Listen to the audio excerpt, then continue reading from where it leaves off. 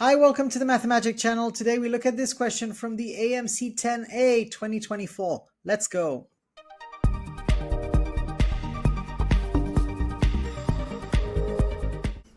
All right, so the first thing to notice is that we have the words ordered pair here. So what is an ordered pair? Well, it doesn't mean that it's in order necessarily, but it means that order matters. So for example, 5, 2 would be different to 2, 5 and would count as two separate solutions.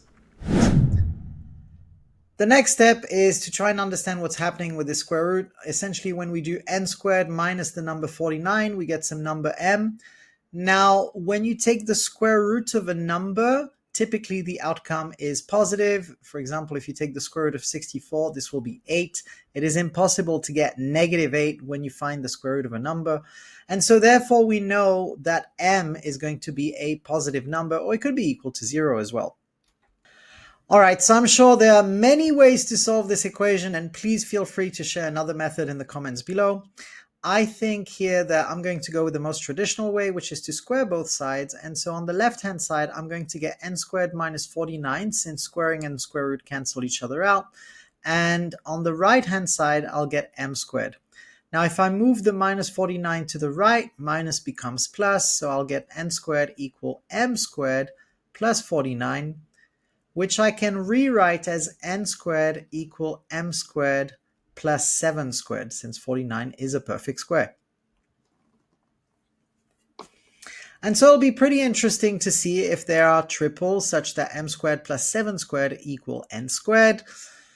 Now, I think this is a moment that introduces a very cool concept in mathematics, and that is how squares are connected to each other. For example, if you have 10 squared, which is 100, and you have 11 squared, which is 121, well, you can see that the difference between 100 and 121, it's actually 10 plus 11.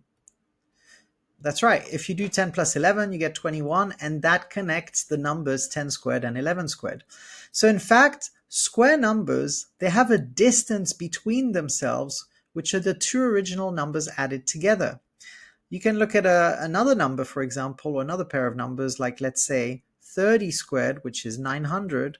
And if you wanted to find 31 squared, well, you could just do 900 plus 30 plus 31. So 900 plus 30 plus 31, and that'll give you 31 squared, which is 961. So this technique, which is connecting squares to each other through the fact that the two numbers themselves are contained in that distance, is super interesting here.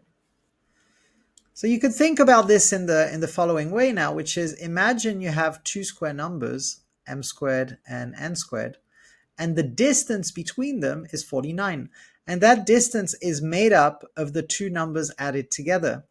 And so if you think of 49, actually divided by 2, it's 24.5. So if you were to do 24 and 25, that adds up to 49, and those could be two numbers which between themselves, when you square them, have a distance of 49. So we can check this for sure. 24 squared, well, that is 576, and 25 squared, well, that is 625. And sure enough, there's exactly a distance of 49 between 24 squared and 25 squared. Now, if you think about numbers which would be bigger than that, well, the distance would be more than 49, and therefore we don't need to find any more numbers than these two. So let's start writing our solutions out. So m, remember that m is a positive number because it's the result of a square root. So we have a good pair of numbers here, which is going to be m is the smaller number, so m is the short side, so m is going to be 24, and n is going to be 25, and those have a distance of 7. Now, I do want you also to consider the fact that it is possible for the number inside the bracket, like the n here, when it gets squared, it could be negative 25. And so if you had negative 25 squared minus 49, you would still get to 24. So we're going to consider this ordered pair as well, which is 24 and negative 25.